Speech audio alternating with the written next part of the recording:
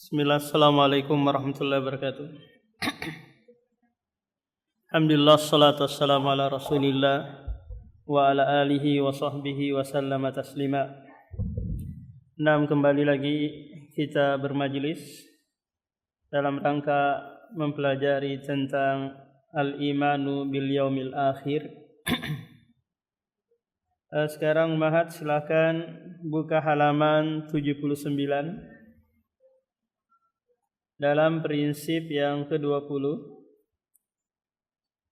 Kata penulis, wal imanu bil haudi wa anna li rasulillahi haudan yaumal qiyamah taridu alaihi ummatuhu arduhu mislu tulihi masirata syahrin aniyatuhu ka'adadi nujumi samai ala ma sahhat bihil akhbaru min ghairi wajhihi.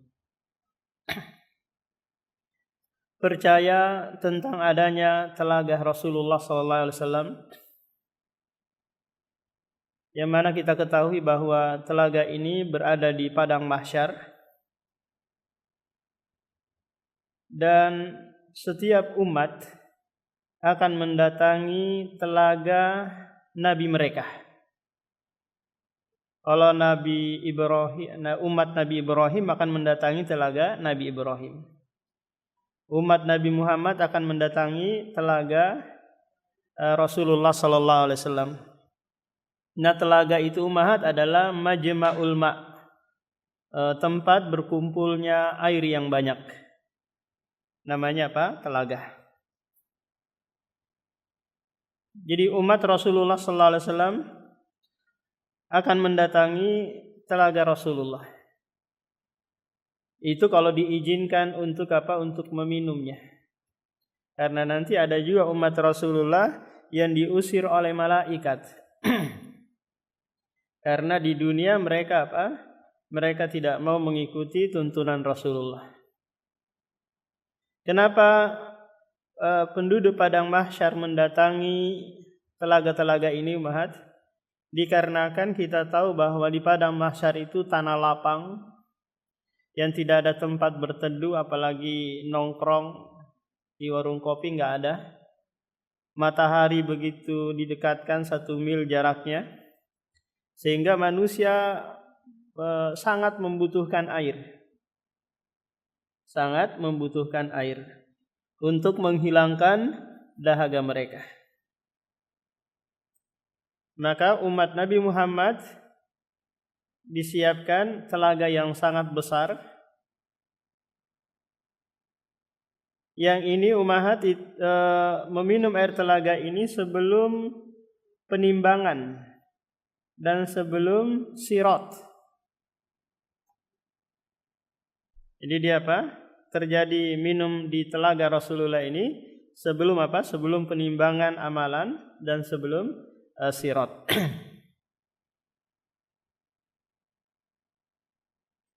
Maka kita wajib mengimani ini, karena ini adalah perkara akhirat yang kita tidak boleh mengingkarinya. Kata penulis di sini, beriman dengan adanya haud telaga Rasulullah, memiliki sebuah telaga yang akan didatangi umatnya pada hari kiamat. Lebarnya sama dengan panjangnya. Lebarnya 1 bulan perjalanan, panjangnya 1 bulan perjalanan. Jadi bentuknya apa Mahat? Kotak atau segi 4.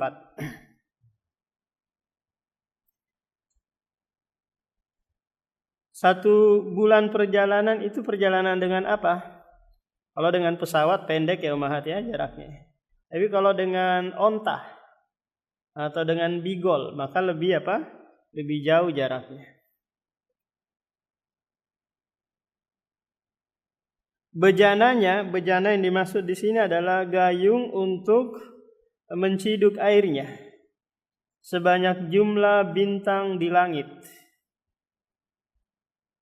Sebagaimana dikabarkan dalam hadis-hadis dari beberapa jalur periwayatan. Kata pensyarah, beriman dengan adanya telaga termasuk bagian dari keimanan terhadap hari akhir. Mengenai hal ini terdapat 30 sampai 40 hadis Dan ini merupakan hadis yang sifatnya mutawatir. Diriwayatkan dengan jumlah sahabat yang banyak yang memberikan faedah yakin kepada kita bahwa hal ini disampaikan oleh Rasulullah SAW. Dalam riwayat-riwayat tersebut, Nabi mengabarkan bahwa beliau memiliki telaga yang didatangi umatnya pada hari kiamat. Dikabarkan juga ada yang diusir, yaitu orang-orang yang tidak berpegang dan beramal dengan sunnah, tuntunan Rasulullah SAW. Meskipun mereka merupakan umat Rasulullah, pada diri mereka terdapat tanda-tanda umat Nabi Muhammad SAW. Sehingga para malaikat mengetahui ini umatnya, ini bukan umatnya. Serta meskipun wajah, tangan, dan kaki mereka putih bersinar karena wudu, Nabi mengenali mereka melalui tanda-tanda tersebut.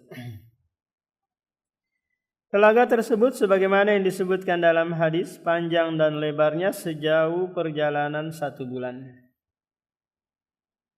Dalam sebagian riwayat disebutkan panjang dan lebar telaga tersebut sejauh jarak Aden sampai Abyan. Aden ini adalah provinsi yang ada di Hadramaut, bagian selatan Yaman. Abyan ini adalah daerah yang ada di Syam. Ada juga riwayat yang menyebutkan bahwa antara jarak Ka'bah dengan apa? Dengan Baitul Maqdis atau Masjidil Haram dengan apa? Masjidil Aqsa.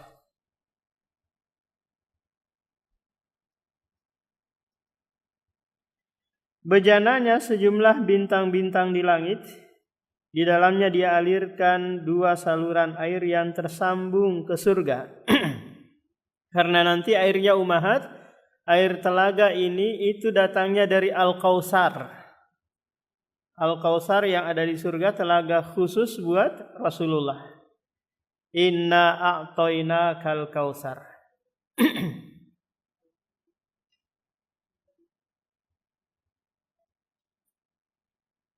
Airnya lebih putih dari susu dan rasanya lebih manis dari madu.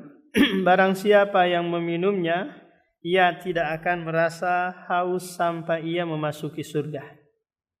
Berarti kalau sekiranya dia minum sekali umahat, kemudian dia nunggu sampai ribuan tahun ngantri untuk dihisab di yaumil qiyamah, di padang mahsyar, maka dia tidak kehausan selama-lamanya. Ini air yang luar biasa.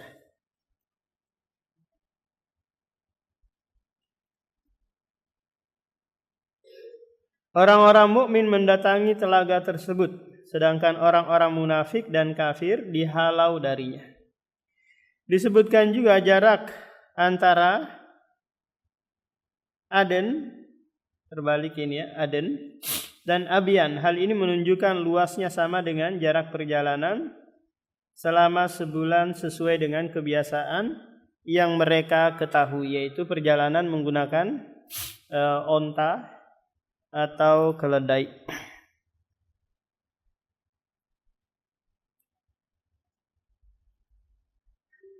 Kemudian prinsip yang ke-21, wal imanu bi adzabil qabri. Mengimani tentang adanya azab kubur.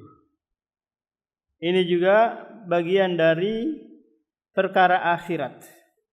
Karena pada sebelumnya kita sudah jelaskan umahat bahwa hari akhirat itu dimulai tatkala seseorang diwafatkan. Kemudian ruhnya dicabut ke langit. Kemudian jasad si mayit dimandikan, dikafani, disolatin, kemudian diantar ke kuburan. Nah, pas dimasukkan ke dalam kuburan, bersamaan pula itu nanti ruh yang ditarik ke atas dikembalikan lagi ke jasad.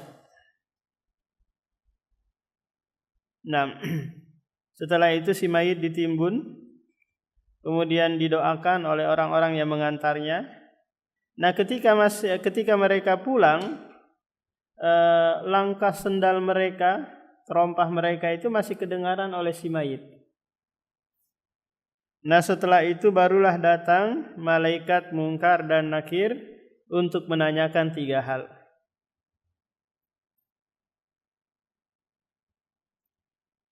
Jadi azab kubur memang benar adanya, karena datang dalil dari Al-Quran Al-Karim dan hadis-hadis Rasulullah yang menjelaskan hal ini. Dalil dari Al-Quran Ummahat yang menjelaskan tentang adanya azab kubur yaitu di surah Ghafir ayat 46. Ghafir ayat 46. Allah berfirman menceritakan tentang Fir'aun yang disiksa di alam kubur. An-naru yu'raduna 'alaiha guduwa wa ashiya wa yauma taqumus sa'atu adkhilu ala fir'auna asyaddal adzab. Neraka ditampakkan atasnya pagi dan petang. Ini ayat ini apa? Menjelaskan tentang azab kubur. Jadi non-muslim seluruhnya mereka diazab di dalam kuburnya. Adapun umat ini, umat Islam, kapan mereka diazab?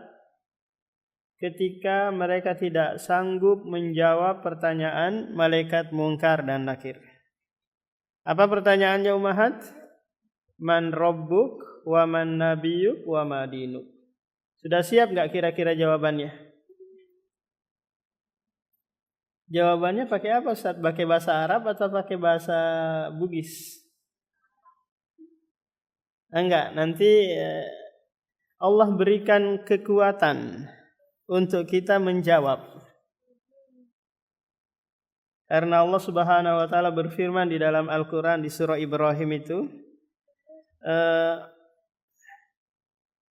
Allah yang menguatkan, memberikan ketetapan bagi orang-orang yang beriman di dunia maupun di akhirat.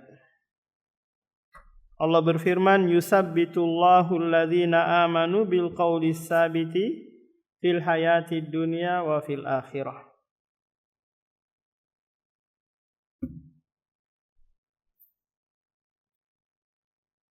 Ini di surah Ibrahim Ummahat ayat 27.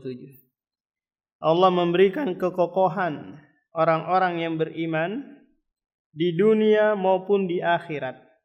Di akhirat nanti mereka diberikan kemampuan untuk menjawab pertanyaan malaikat. Coba Ummahat di sini, kalau sekiranya umroh atau haji gitu, ditanya sama orang Arab. Padahal Ummahat gak bisa bahasa Arab kan? Tapi paham kok dengan isyarat tangannya, dengan apa gitu. Paham apa yang kita maksudkan, apa yang dia maksudkan. Akhirnya kita bisa menjawab. Nah, yang muskilah kalau sekiranya kita tidak bisa menjawab, barulah nanti kita diazab, disiksa dengan palu besar yang satu kali pukulannya saja membuat kita teriak sebesar-besarnya, yang seluruh makhluk mendengarkan kecuali manusia. Seandainya manusia mendengarkan, la so'iko, pasti dia pingsan. Alhamdulillah kita enggak bisa mendengarkan teriakan penghuni kubur yang sedang disiksa. Kecuali melalui film-film horor itu. Sinetron-sinetron biasanya di bulan Ramadan ya Ummahat ya.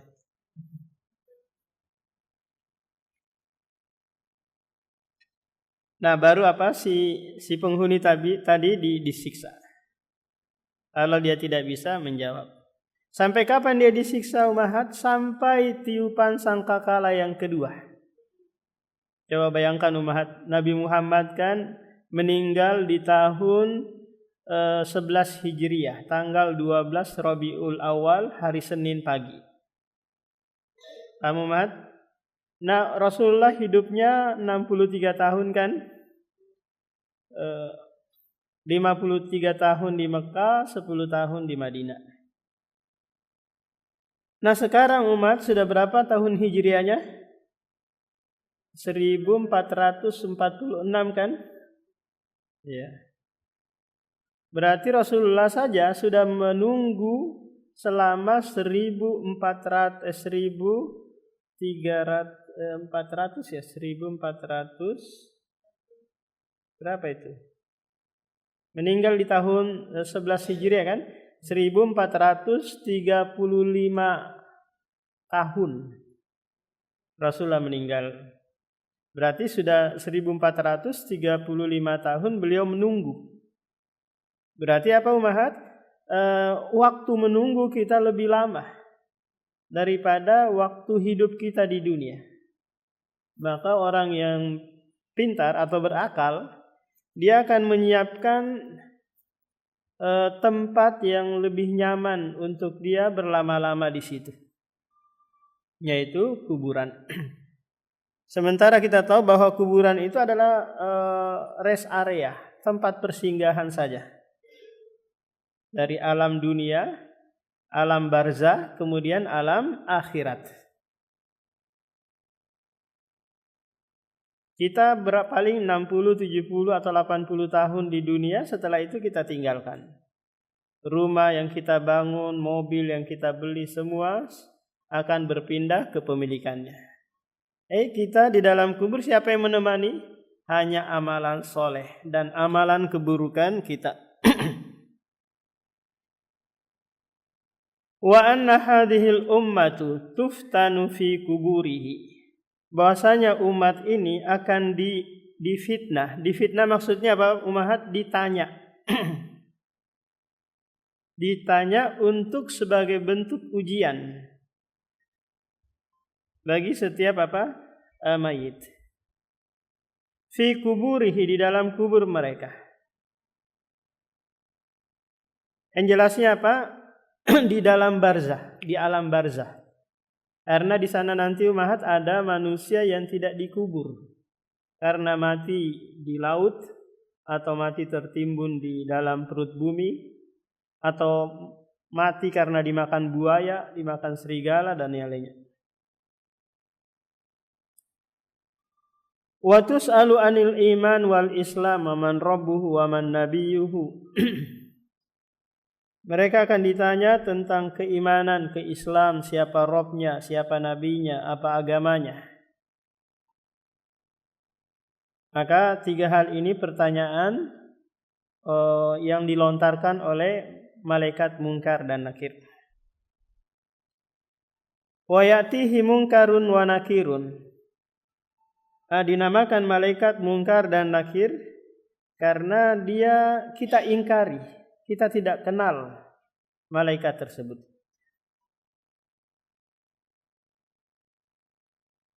Kaifa sya'allahu azza wa jalla wa kaifa arada. Bagaimana Allah hendaki dan bagaimana Allah inginkan. Wal imanu bihi wa tasdiqu bihi. Wajib mengimani dan membenarkannya. Kata pensyarah, beriman dengan adanya azab kubur termasuk dalam bab iman kepada hari akhir. Bahkan ini merupakan bab awal, bab pertama dalam permasalahan apa umat? Hari akhir. Setiap peristiwa yang terjadi setelah kematian dimulai saat ruh keluar dari jasad. Termasuk dalam hitungan hari akhir.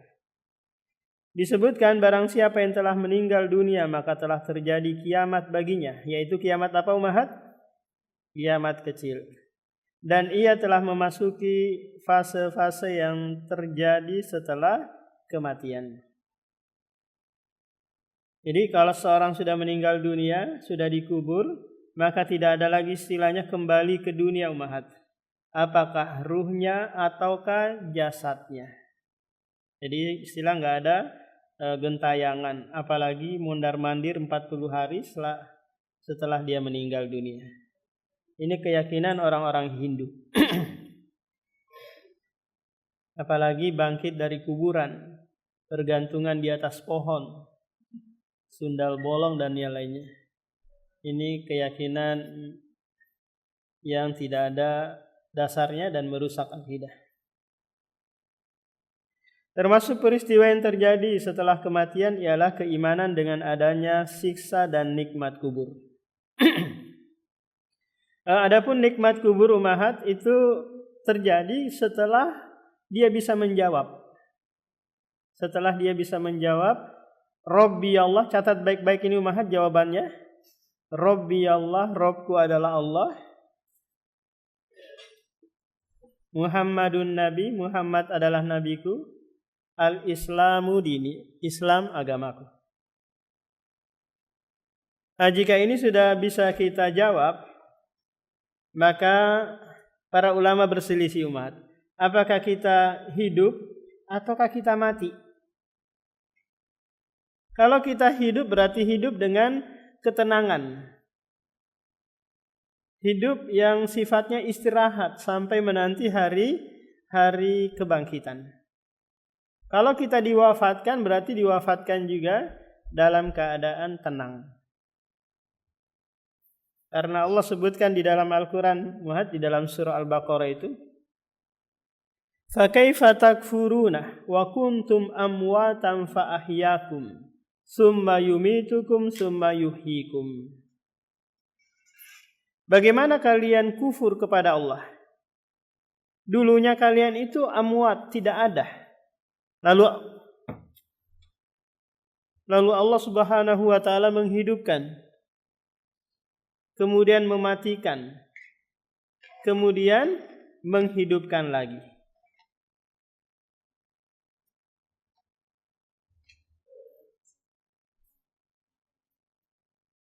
Jadi dia istirahat ummahat layaknya seperti pengantin baru istirahat. Maka nanti ketika tiupan sangkakala yang kedua, maka mereka akan berkata, "Man ba'asana mim marqadina hadza." Itu di surah apa ummahat? Surah Yasin, yang biasa Yasinan tahu nih. Man ba'asana mim marqadina hadza. Siapa yang membangkitkan dari tempat tidur kami ini? Yaitu tiupan sangkakala tadi. Kita mengimani hal tersebut sebagaimana yang disebutkan dalam hadis-hadis yang sahih. Juga seperti disebutkan dan disimpulkan oleh para ulama dari sebagian ayat-ayat Al-Quran Al-Karim. Kemudian Allah Subhanahu wa taala akan mendatangkan dua malaikat Munkar dan Nakir kepada si mayit, sebagaimana yang telah disebutkan dalam sebuah riwayat, keduanya bertanya kepada si mayit, siapa Robmu, siapa nabimu, dan apa agamamu. Lalu kuburannya akan dilapangkan jika ia tergolong orang-orang mukmin. Namun sebaliknya kuburan orang kafir akan disempitkan sampai tulang rusuknya tercerai-berai. Oleh karena itu, liang kubur merupakan taman surga atau lubang neraka dan semisalnya, sebagaimana yang telah diketahui. Adapun ciri-ciri Munkar dan Nakir itu disebutkan dalam sebuah hadis bahwa mereka datang dengan melontarkan pertanyaan kepada penghuni kubur. Jadi didudukkan dulu. Kemudian penghuni kubur kaget, siapa ini? Ini adalah malaikat Munkar dan Nakir.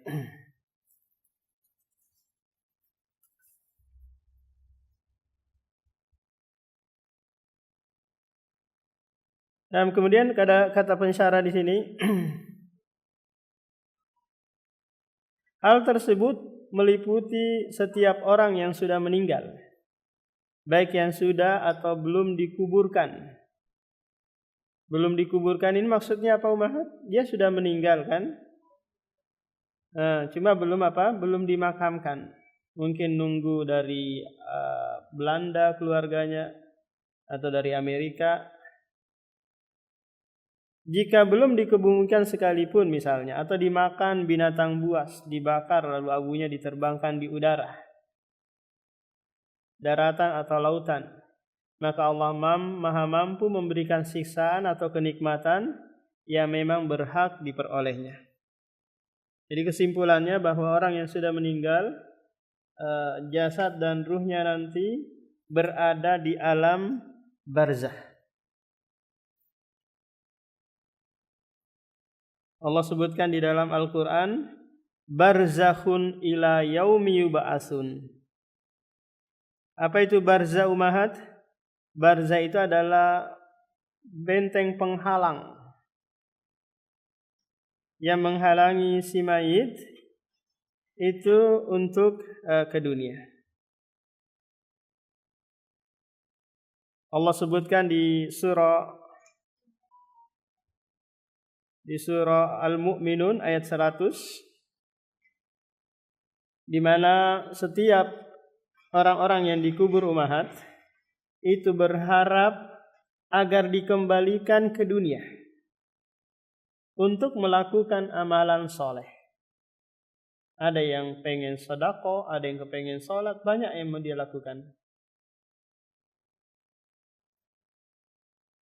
Nah, kata Allah di surah Al-Mu'minun ayat 100, la'alli a'malu sholihan fima taraktu. Semoga saja aku beramal soleh kalau aku dikembalikan ke dunia yang dulu aku tinggalkan. Kalla innaha kalimatun huwa qailuha. Ini adalah ucapan bohong belaka.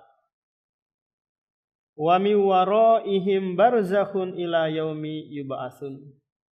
Di belakang mereka ada barzah hingga hari kebangkitan. Barulah dibuka penghalang tersebut untuk mereka bangkit menuju padang mahsyar.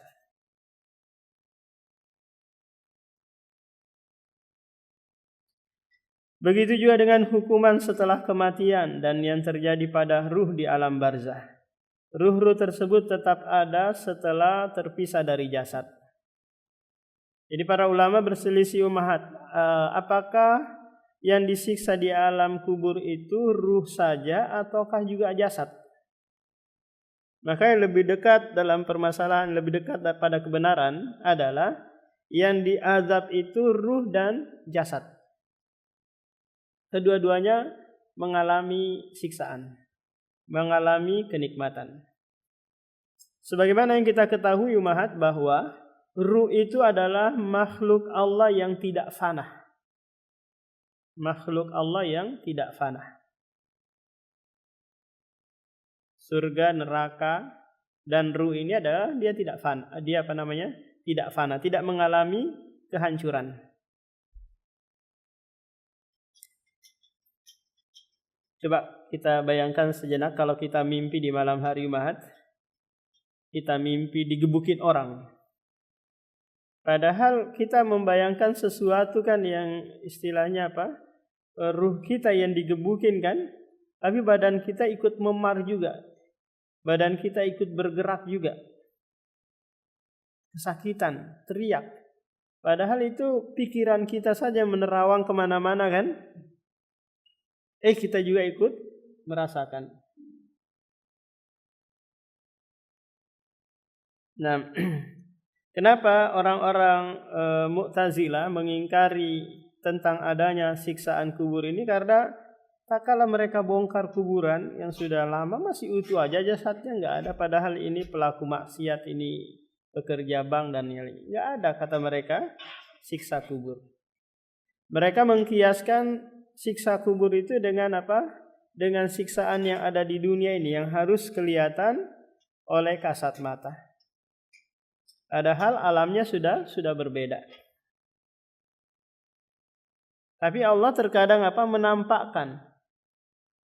Baru sebentar dikubur, kemudian digali karena ada yang ketinggalan gitu, sudah hangus. Bahkan ada api yang keluar dari kuburannya.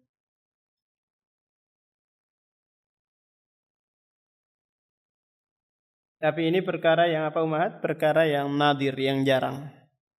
Tidak bisa dijadikan patokan atau dalil pembuktian adanya apa? Adanya azab kubur.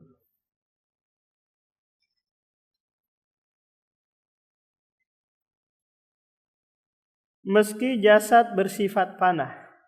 Ini kalau jasad kita fana umahat, tapi ruh kita apa? Enggak. Ia tetap bisa merasakan kesakitan atau kenikmatan bagaimanapun keadaannya. Seorang mukmin harus meyakini semua peristiwa setelah kematian, sebagaimana yang telah disebutkan dalam hadis. Keimanan itulah yang mendorong manusia bersiap-siap dan beramal dengan amalan yang menyelamatkan dari kengerian tersebut. Kalau kita sudah tahu mahat bahwa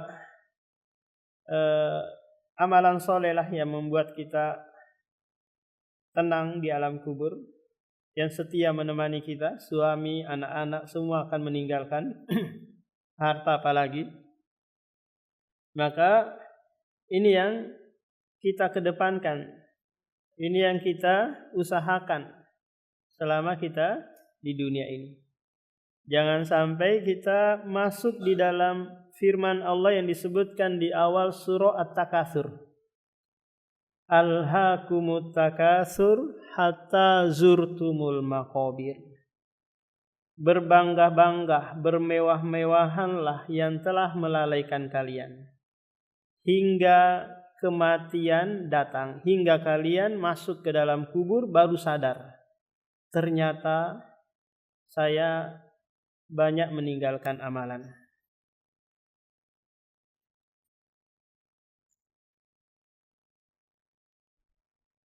Kemudian prinsip yang ke-22, wal imanu bi syafaatin nabi. Mengimani tentang syafaat Nabi sallallahu alaihi wasallam.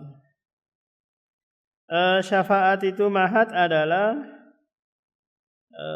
orang ketiga, atau istilah Anies Baswedan ordal ya. Orang dalam. Ya, yang membantu kita menyelesaikan urusan atau dalam hal mengambil manfaat atau menolak mudarat. Contoh gini umat. Jadi syafaat tadi kalau secara bahasa maknanya adalah diddul witr, lawan dari ganjil. Jadi apa umat kalau lawan dari ganjil? Genap. Allah berfirman di surah Al-Fajr itu, wal fajr wa layalin asyr wasyaf'i wal watr. Jadi semua manusia itu mahat syaf'un. Enggak ada yang ganjil, semuanya apa? Semuanya syaf'un. Ada pasangannya. Ada laki-laki, ada perempuan, ada kiri, ada kanan, ada atas, ada bawah, ada miskin, ada kaya. Ada sehat, ada sakit.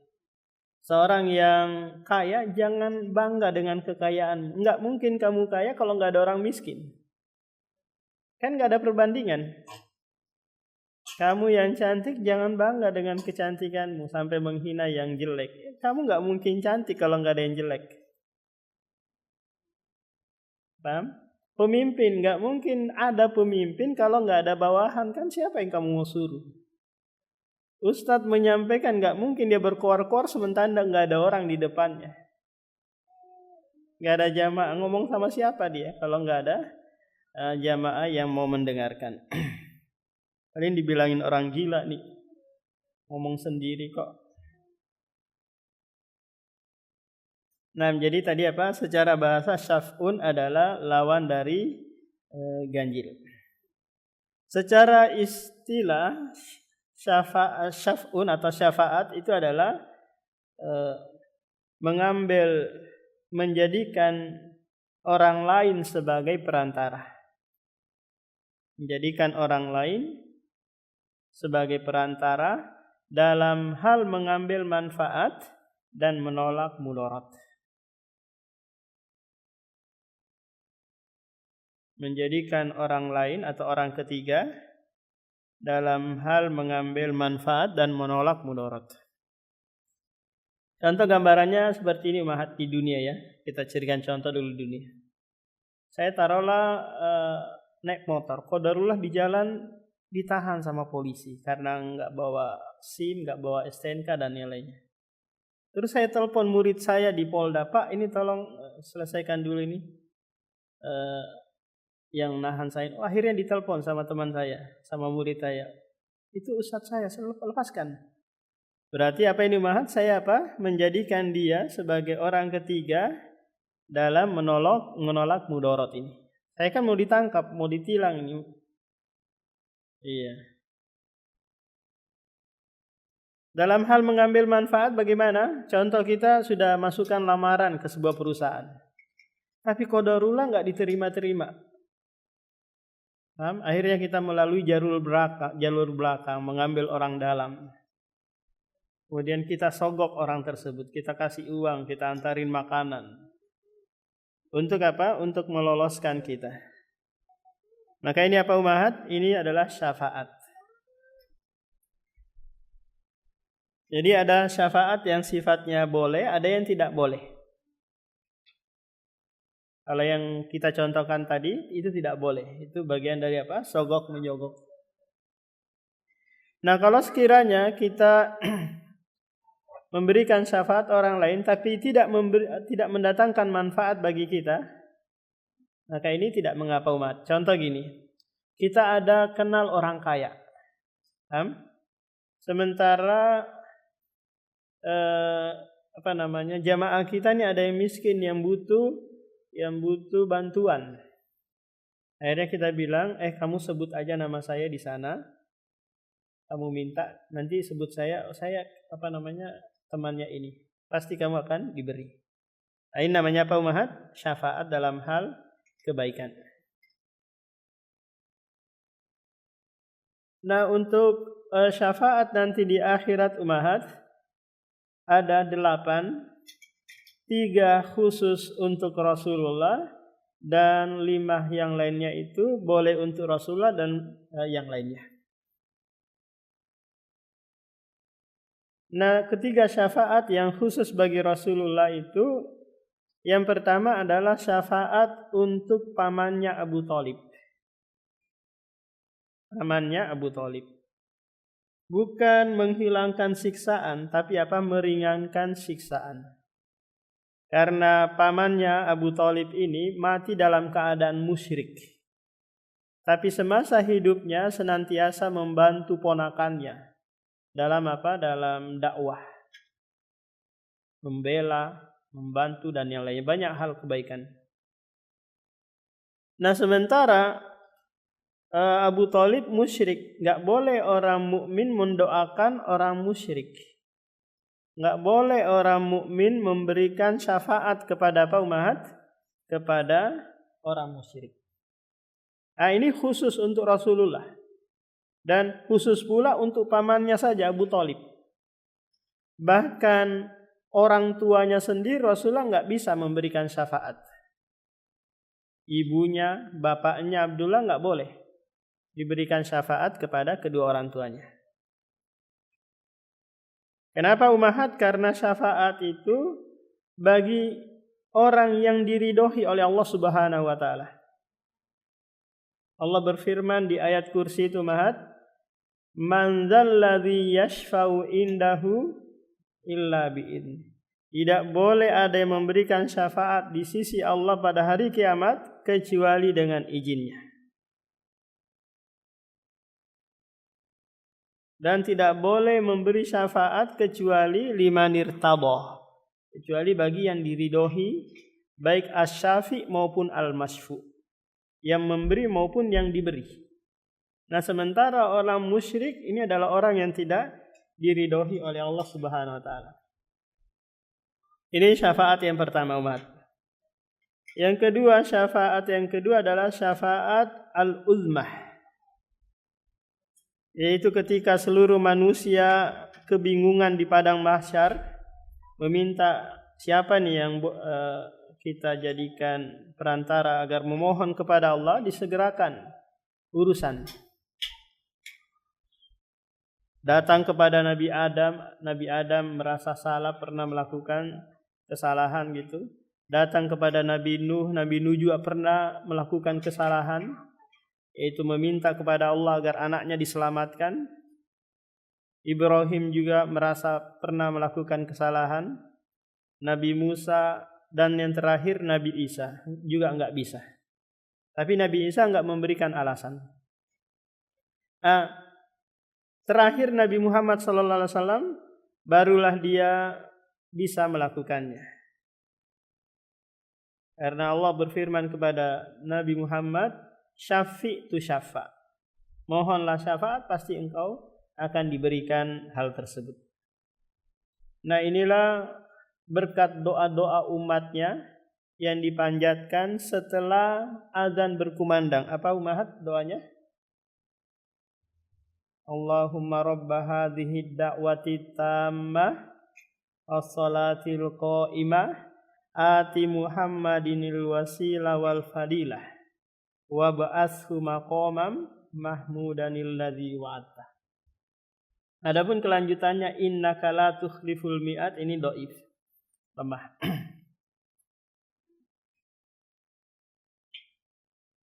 Nah, ini syafaat yang kedua. Yang ketiga adalah syafaat untuk membuka pintu surga. Karena tak satu pun orang yang bisa membuka pintu surga pertama kali kecuali Nabi Muhammad SAW. Ini syafaat yang kedua, syafaat uzma tadi. Uzmah, ain, dha, mim, uzmah. Itu syafaat di padang mahsyar.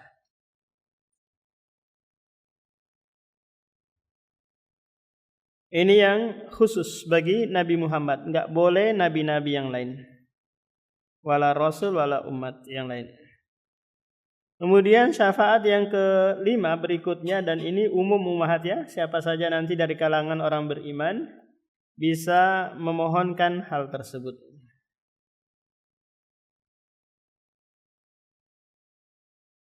Yang pertama adalah syafaat untuk mengeluarkan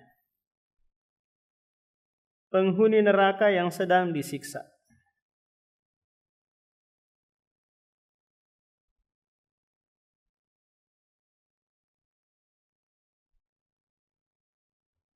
Jadi kalau qadarullah nih, contoh saya dimasukkan ke dalam neraka karena banyak dosa gitu.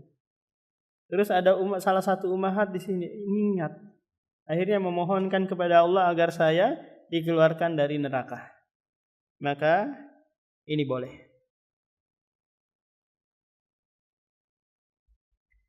Nah, kemudian syafaat yang kedua umahat adalah syafaat bagi mereka yang sudah divonis masuk neraka agar digagalkan, dibatalkan.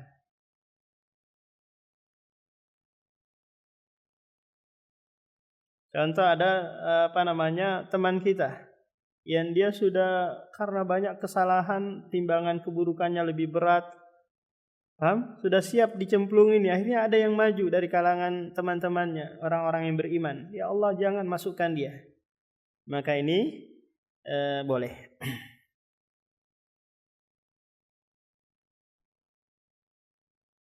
Kemudian syafaat yang ketiga adalah syafaat bagi mereka yang timbangan kebaikan dan keburukannya sama.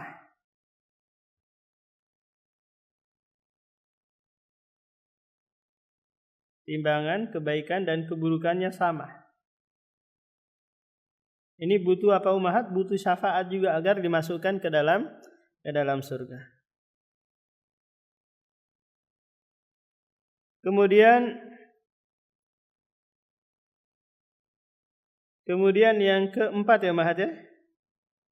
Yang keempat adalah syafaat untuk naik tingkatan surga. Untuk naik ke tingkatan surga berikutnya. Karena surga itu memiliki tingkatan-tingkatan. Contoh umahat tingkatan surga Firdaus yang paling tinggi kan. Saya atau keluarga kita di bawahnya. Maka kita mohonkan kepada Allah, ya Allah naikkan dia, naikkan tingkatannya.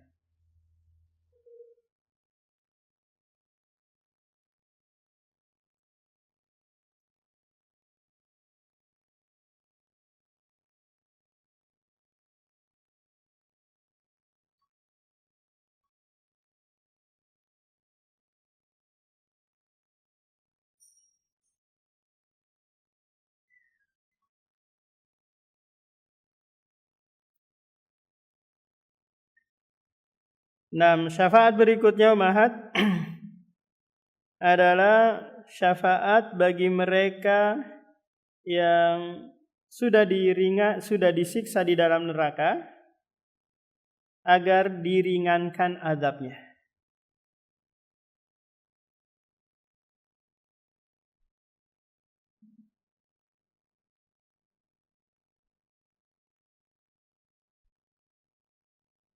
Nah, ini beberapa yang kita sebutkan syafaat yang ada di hari akhirat nanti. Ada 5 yang khusus, 3 yang khusus buat Nabi, 5-nya boleh untuk Nabi, Rasul, orang-orang yang beriman. Tapi dengan catatan tadi Umahat apa? Diizinkan oleh Allah, dan orang yang memberi syafaat dan diberi syafaat itu diridhoi oleh Allah Subhanahu wa taala. Maka kalau ada keluarga kita non muslim, kita memohonkan syafaat, ini enggak bisa. Paham? Karena yang mau diberikan syafaat tadi tidak diridhoi oleh Allah Subhanahu wa taala.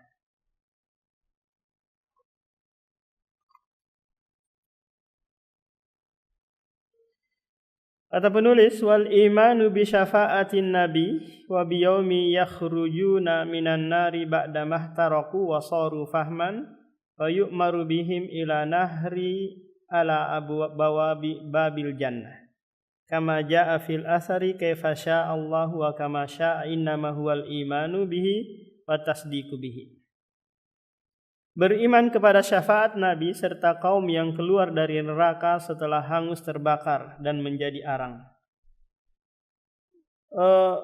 Mereka ini umat yang sudah selesai masa siksaan di neraka, kemudian keluar dalam keadaan kayak seperti arang gitu, kemudian dimasukkan ke dalam sungai kehidupan di depan pintu surga, lantas mereka tumbuh lagi sebagaimana semula.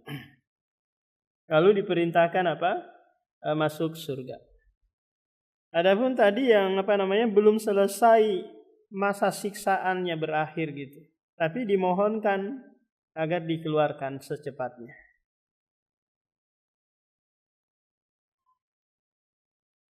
Sesuai yang Allah kehendaki dan bagaimana Ia kehendaki, hendaklah kita mengimani dan membenarkannya.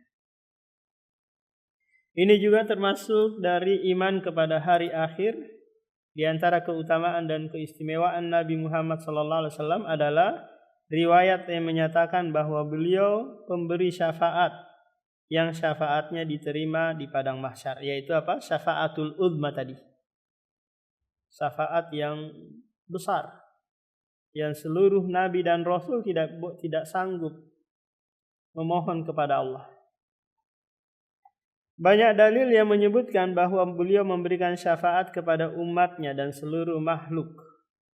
Syafaat pertama beliau sallallahu alaihi wasallam berikan tatkala Allah datang untuk memutuskan perkara di antara hamba-hambanya.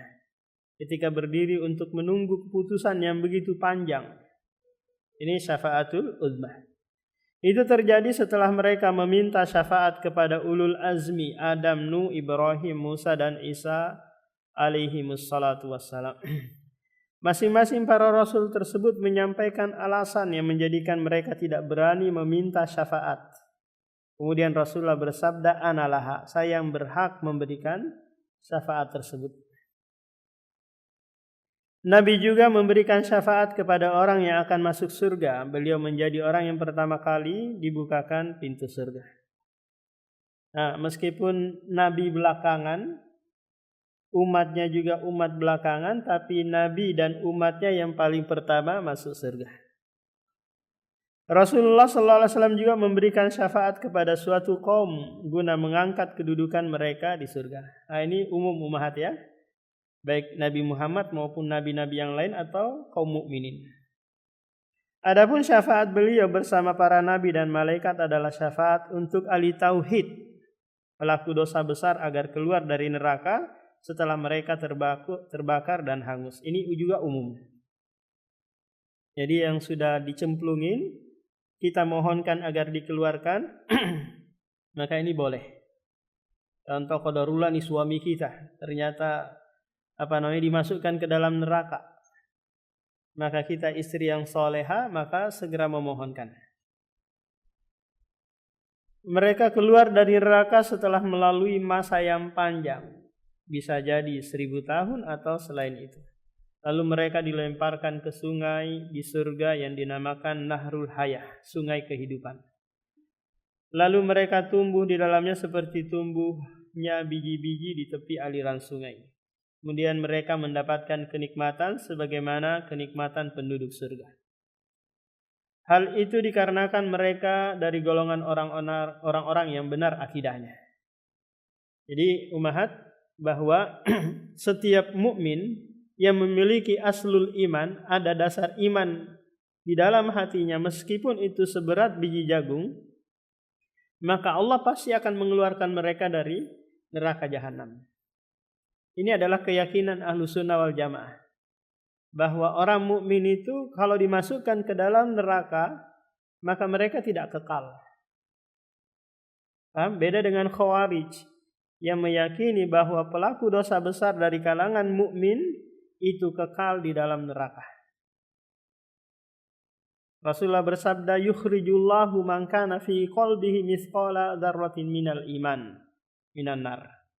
Allah pasti akan mengeluarkan seorang yang beriman itu dari neraka jahanam. Selesai umahat tentang apa? Tentang syafaat. Jadi ingat umahat, jangan sekek nanti ya.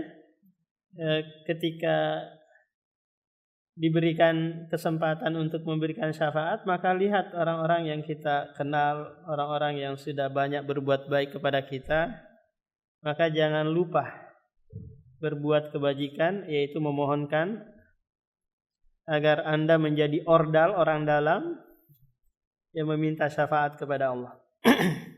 Demikian, subhanakallahumma wa bihamdika, asyhadu an la ilaha illa anta, astaghfiruka wa atubu ilaik.